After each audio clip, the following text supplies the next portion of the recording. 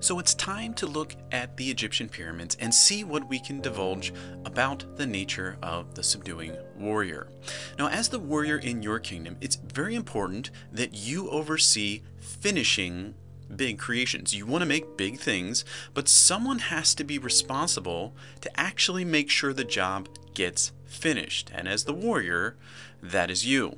Your first responsibility is knowing the end. This is before anything even starts. You have to be certain that you're the one that's going to get this thing all the way to completion.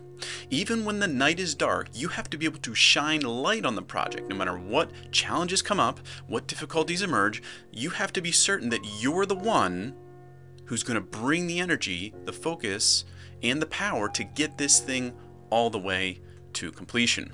That is the first step and the very essence of being a warrior.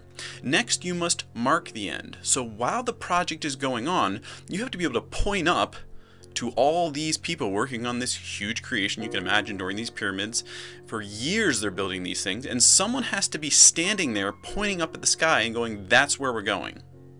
Now, nobody can see that, but the warrior has to be so certain in the end that the warrior can see the end and point everybody to that end that's still invisible and say, that's where we're going. Keep working, stay on the job, we're going to be finished because it's right up there in the sky. So as you know the end and you mark it, then you must actually force the end. Someone has to generate the energy to push your kingdom towards finishing big creations. And people get tired and things happen in their lives and distractions can come up.